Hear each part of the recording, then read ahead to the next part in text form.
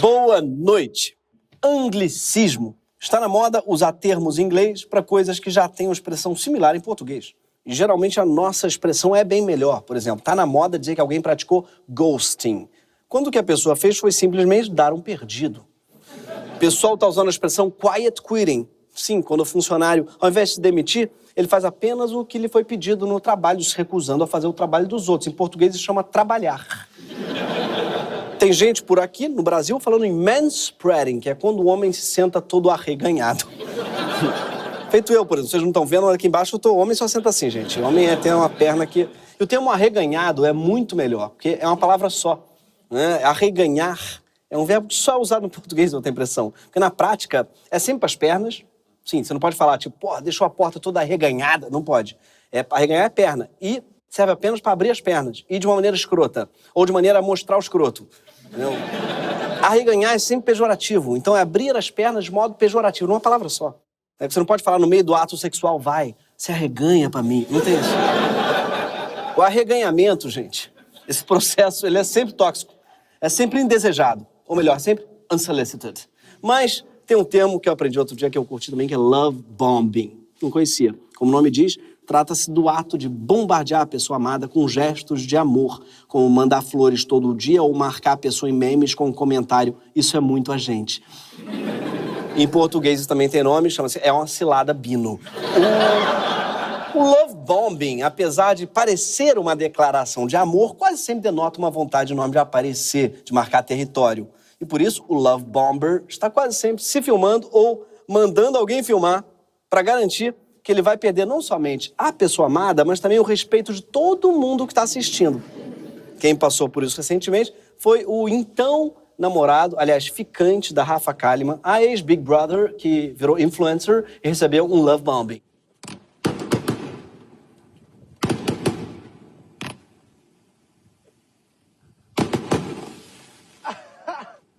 Eu preciso da resposta. Eu vou pensar.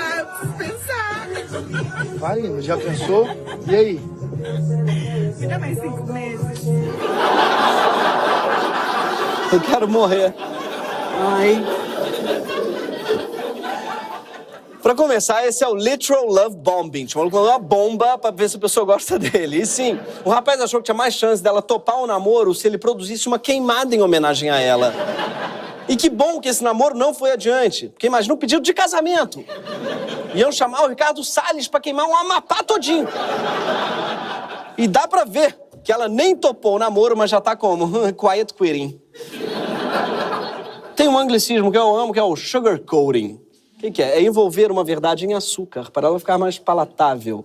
É basicamente a profissão do publicitário. Aqui no Brasil chama dourar a pílula. Embora no nosso exército eles prefiram a pílula mais azulzinha.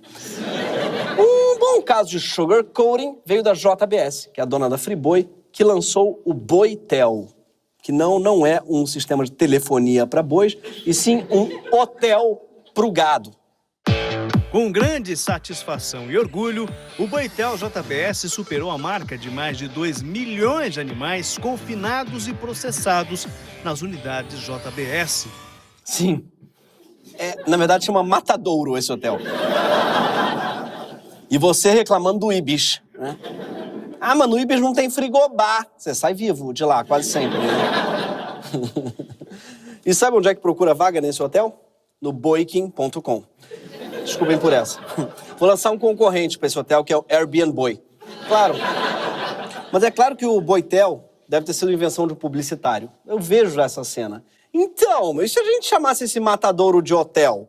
Porque matadouro tem muito bad karma. Aliás, o próprio nome Friboi, não sei vocês, pra mim dá a impressão de que é uma ONG pra liberar os bois. Tipo, Free Willy, Free Boi. Né? Pra mim tinha que chamar Jail Boy, que é o que eles fazem. Mas hoje a gente vai falar de outro golpe publicitário, que também é um anglicismo, e que você já deve ter visto por aí, que é o greenwashing. Não confundir com green selling, que é o que faz um traficante de skunk. O greenwashing é literalmente uma lavagem verde. Mas na prática é o ato de você fingir que a sua empresa super poluente tem muita preocupação com a natureza. No Brasil tem nome para essa prática e é greenwashing mesmo. Não tem palavra para isso. Quer dizer, alguns falam em maquiagem verde, mas maquiagem verde me faz pensar no MC Marronzinho, também conhecido como Hulk da Vila Cruzeiro, que se pintou de verde e não conseguiu tirar tinta nem depois de 20 banhos. Sim. O problema dele é o contrário do greenwashing. É o green que não tá washing, justamente. Isso não seria um problema tão grave se ele não fosse o MC marronzinho. O que gerou uma crise de identidade. Tipo Bochecha, que fez bichectomia, sim.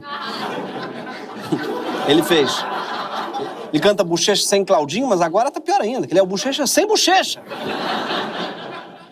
Mas voltando ao greenwashing, antigamente as empresas não tinham essa preocupação de fingir que tinham preocupação. Antes, elas preferiam fazer a gente se sentir culpado pela poluição. Esse anúncio americano dos anos 70 ficou famoso. Some people have a deep, abiding respect for the natural beauty that was once this country. And some people don't. People start pollution. People can stop it.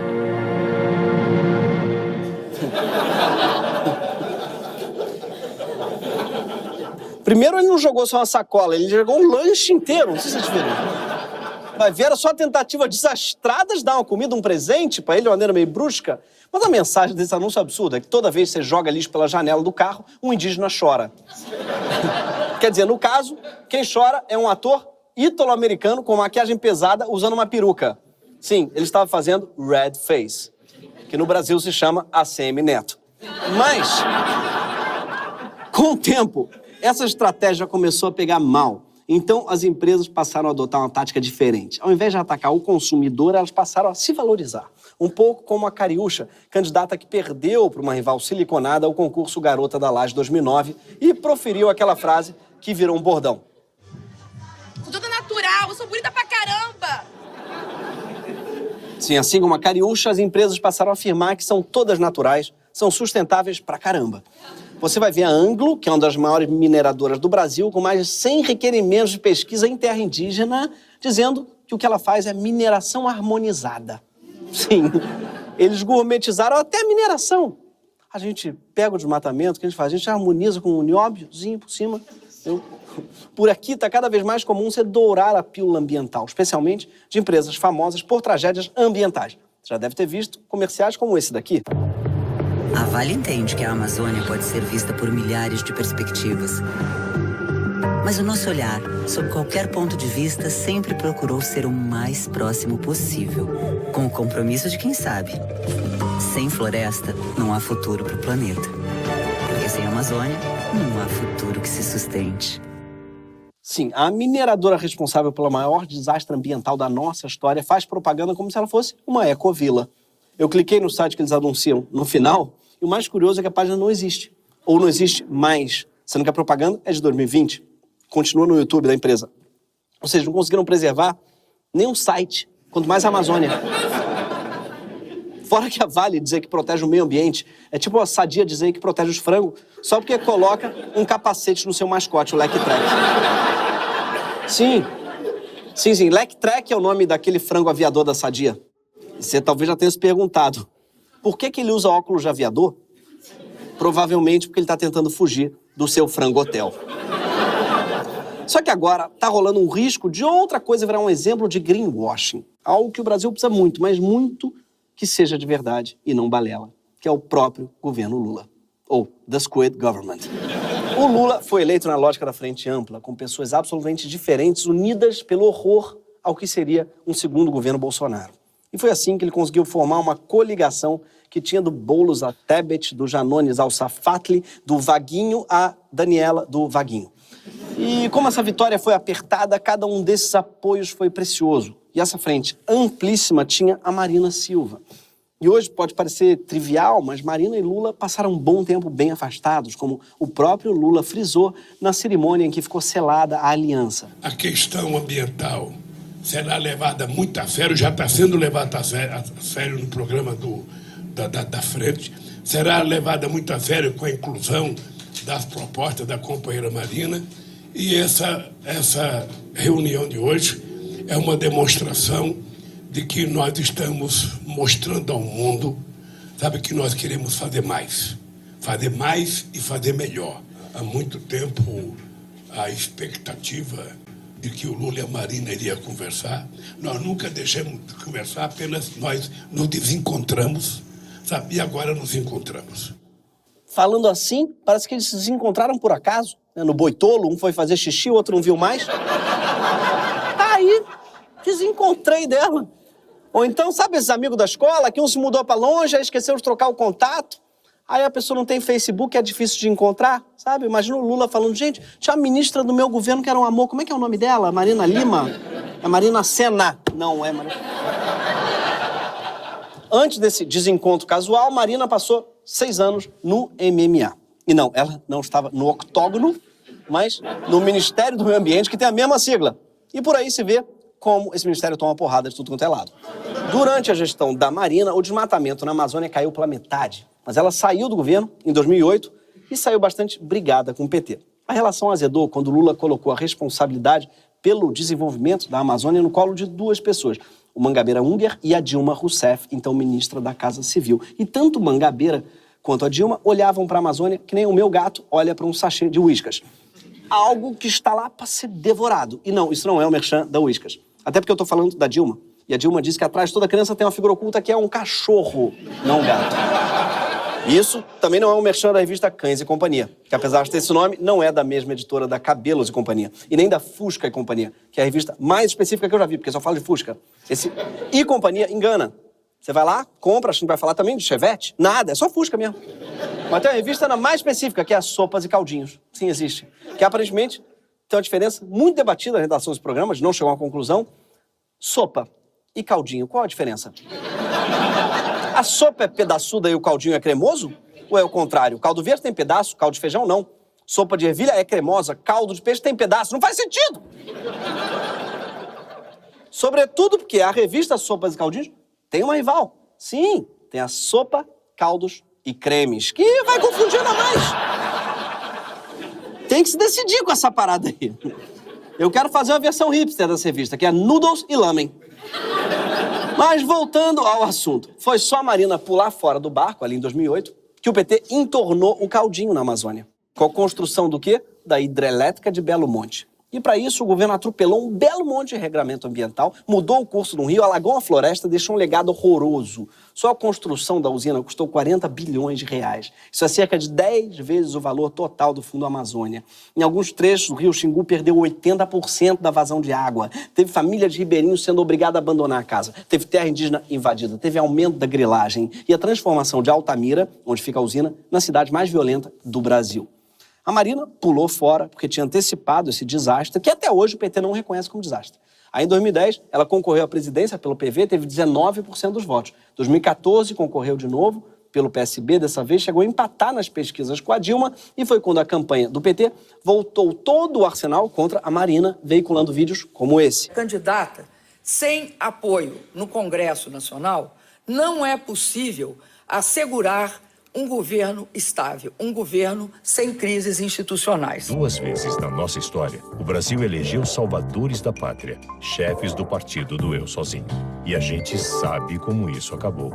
Sonhar é bom, mas eleição é hora de botar o pé no chão e voltar à realidade. Sim, a campanha da Dilma dizia para não votar na Marina porque Marina não tinha apoio no Congresso e ia acabar sofrendo impeachment, que é precisamente o que aconteceu com a Dilma! Os budistas chamam isso de karma. E os ateus também. Mas Marina é assembleísta, deve ter dito apenas está amarrada em nome de Jesus. Ela deve ter feito o famoso espelhinho bate-volta. Tem um nome em inglês para isso, aliás, que é Little Mirror Headbacking. Mas o fato é que a política do pé no chão da Dilma não deu muito certo e ela acabou tomando uma rasteira. Isso não é irrelevante. O PT reelegeu a Dilma defendendo a política do pragmatismo e foi justamente essa política que se revelou desastrosa para a própria Dilma. Mas voltando àquela eleição, Marina acabou apoiando Aécio Neves, jogando a pá de cal na relação com o PT. Ou uma pá de pó. Ou o pó de pá, que é aquele podcast. E foi só em 2022 que Lula e Marina se reaproximaram, graças ao Bolsonaro, e isso ninguém diz. Só se fala dos casais que ele separou, não dos que ele uniu. Só chamam ele de cuzão e esquece que ele foi cupido. Foi.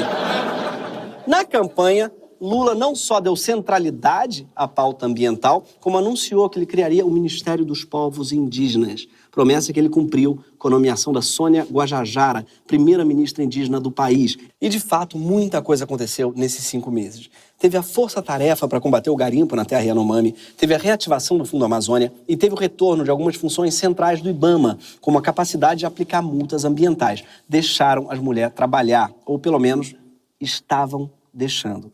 Até que rolou uma ofensiva do exército do Arthur Lira no final de maio. Na mesma semana, a Câmara jogou 3 granadas na agenda ambiental. A primeira foi a aprovação do regime de urgência para votar o marco temporal, que foi aprovado na Câmara uma semana depois. Esse PL ficou famoso no governo Bolsonaro. Por quê? Porque ele propõe que nenhum povo indígena possa reivindicar uma terra se não provar que ocupava essa terra em 88, que é a data em que foi promulgada a Constituição. Isso pode afetar 95% das terras indígenas. Por quê? Porque muitos povos tinham sido expulsos do seu território durante a ditadura. Então não estavam lá em 88. E outros até estavam lá, mas tem dificuldade de provar que estavam lá. Porque se você que está assistindo não guarda uma conta de luz de 88, imagina se você não tinha nem conta de luz para guardar.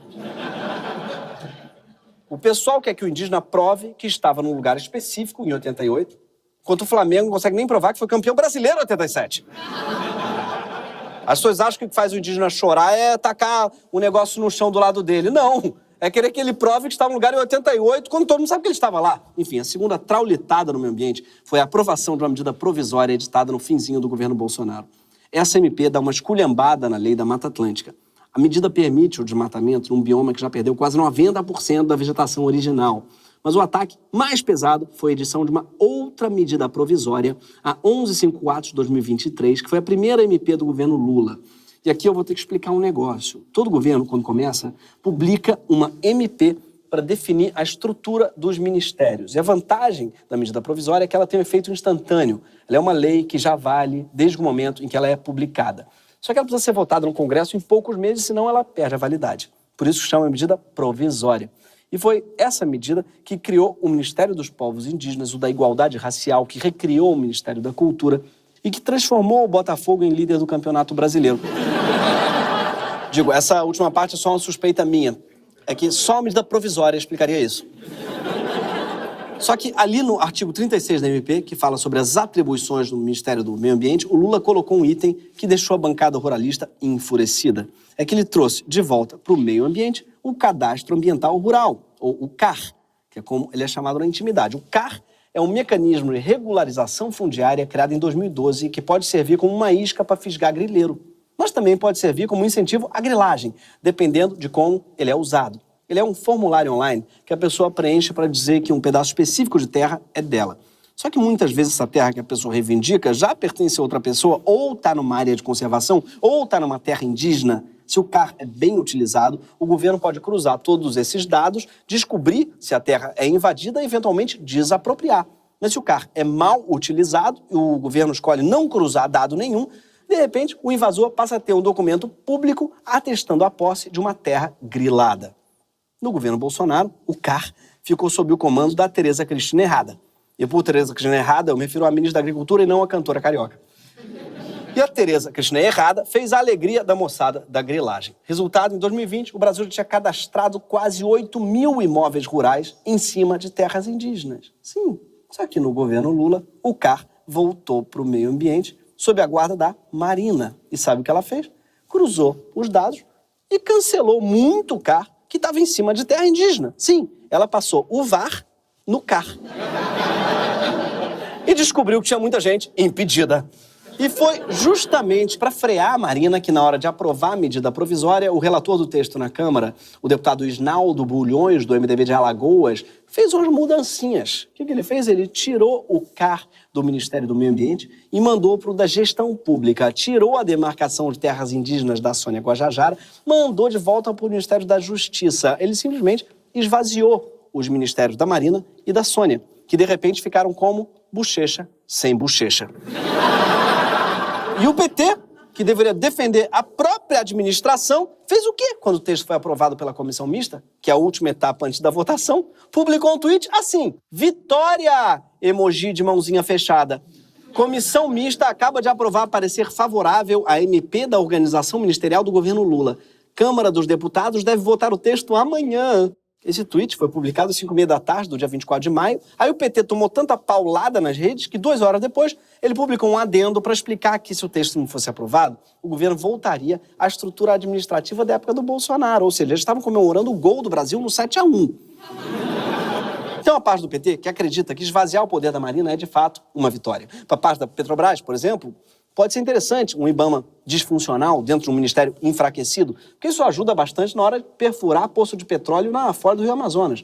Inclusive, o relator da MP estava tentando incluir uma emenda contra o IBAMA aos 45 do segundo tempo, justamente para impedir que o Instituto tenha poder de negar licenciamento ambiental em obras de interesse nacional, que é uma categoria completamente vaga. Construir uma hidrelétrica na Amazônia é de interesse nacional? Pode deixar que sim, mas manter a floresta de pé não é. Se você for na home da UOL, interesse nacional é qualquer coisa que envolva a MC Pipoquinha. Todos os dias está lá. Hoje entrei lá, está lá porque tirou as calças na cabine do piloto de um avião. E gerou toda uma questão. Pode entrar na cabine do piloto? Pode, estando lá, tendo tirado a calça? Enfim, debates, é o interesse nacional. E aí, quem vai votar isso? O IBAMA? Apesar dessas mudanças, o Alexandre Padilha, que é o ministro responsável pela articulação com o Congresso, comemorou quando o relatório da MP foi aprovado na Câmara. E depois disse que o governo não mexeria nele depois da aprovação no Senado. Bolsonaro não foi reeleito, mas esse Congresso é ainda mais bolsonarista do que o de 4 anos atrás. E sem uma base de peso, o PT precisa dos votos da bancada ruralista para aprovar qualquer projeto na Câmara e no Senado. Aparentemente, eles deram essa MP para o Centrão em troca de aprovarem um arcabouço fiscal, que eles também deram para o Centrão. Sim, eles fizeram uma concessão para conseguir o direito de fazer outra concessão. Mas se você conversar com alguém do governo, talvez a pessoa te diga: vão-se os anéis, ficam os dedos. Sim, ficam os dedos no seu cu. Porque do jeito que tá... E aqui eu faço adendo que sim, tem gente que gosta de dedo no cu, com todo respeito. Mas nesse caso são os dedos do príncipe Charles. Tem dedos de salsicha ele, você sabe. Mas para além disso, essa metáfora dos anéis não cabe. Assim como os dedos do príncipe Charles também não cabem. Os ministérios da Marina e da Sônia não são só anéis. E nem são dedos, eles são o braço inteiro. O Brasil chegou atrasado em todas as grandes mudanças paradigmáticas da economia mundial. O Brasil foi o último país do mundo a abolir a escravatura. Depois disso, demorou mais meio século para se industrializar. Perdeu também o bonde da economia da informação. Agora, depois de Temer e Bolsonaro, o Brasil está se encaminhando para perder também a próxima grande revolução, que é a passagem para a economia de baixo carbono. O IPCC, que é o órgão da ONU que cuida da crise climática, já deixou claro que o mundo precisa reduzir a emissão de gases de efeito estufa quase pela metade até 2030. Sim, em 10 anos, os países que não tiveram avançado para uma economia de baixo carbono vão ficar para trás. O Brasil não precisa ser um desses países, mas pode acabar sendo. E ainda dá tempo da gente se preparar para a economia do futuro. Mas só vai rolar se o Ministério do Meio Ambiente, o Ministério dos Povos Indígenas e o IBAMA tiverem autonomia e autoridade para empurrar o Brasil nessa direção. Senão, o risco é esse governo ser um grande JBS, fazer desse país um grande boitel. E nesse caso, os bois somos nós caminhando para o abate. Toda vez que a sociedade organizada, os ambientalistas ou os cientistas levantam a voz para defender o meio ambiente, o mundo político diz que as críticas são ingênuas. Enquanto isso, eles argumentam que estão sendo apenas pragmáticos. Foi com a desculpa do pragmatismo que Lula colocou o Temer como vice da Dilma em 2010. E que Dilma colocou o Joaquim Levy no seu Ministério da Fazenda em 2014. Que Lula colocou o Juscelino Filho, agora na Esplanada de 2022. Só que o Temer não trouxe estabilidade, o ajuste fiscal da Dilma não acalmou a Fiesp, Juscelino Filho não trouxe o seu partido União Brasil para a base do governo no Congresso. É que tem que fazer o jogo deles por causa da governabilidade. Olha, existe uma diferença entre uma frente ampla e uma frente arreganhada. E esse discurso não está apenas no governo, está dentro da gente também. Quando a gente estava preparando esse programa, uma das minhas preocupações era não soar sonhático. Sonhático é um termo que a Marina inventou há uns 10 anos atrás e meio que parou de usar, talvez porque tenham zoado muito na época. E é engraçado mesmo, porque sonhático parece o nome de um nervo, tá com a dor no sonhático aqui. E sonhático foi virando para as pessoas um sinônimo para riponga, para haribô, para nanaíra, para tilelê. Sim, cada lugar do Brasil tem a sua própria onomatopeia para riponga. E se botar umas 3 sílabas, 4 sílabas juntas, sempre vai parecer que é. Aquele povo é meio xalalá. Você pode criar o seu próprio... Eles são tudo badabauê. Funciona. E todas as variantes badabauê, todas usam o mesmo desodorante, leite magnésia, óleo de lavanda. Então, se ouve o termo sonhático, eu já sinto cheiro de lavanda com CC. Mas sonhático é tudo menos isso. Segundo, a Marina é a mistura do sonho com o pragmático. Sim, o termo sonhático tem pragmatismo no meio. Só que ninguém lembra, e é um pouco culpa da Marina, porque o sufixo ático não lembra pragmático, cujo radical não é ático, é pragma. Aí você vê a importância de contratar para a campanha alguém que tenha feito letras. Ou então um publicitário paulista que vai falar uma língua que todo mundo entende, que é o inglês. O que ele ia fazer? Ele ia chamar de pragmatic dreaming. Ser um pragmatic dreamer não é sonhar com um mundo melhor, não.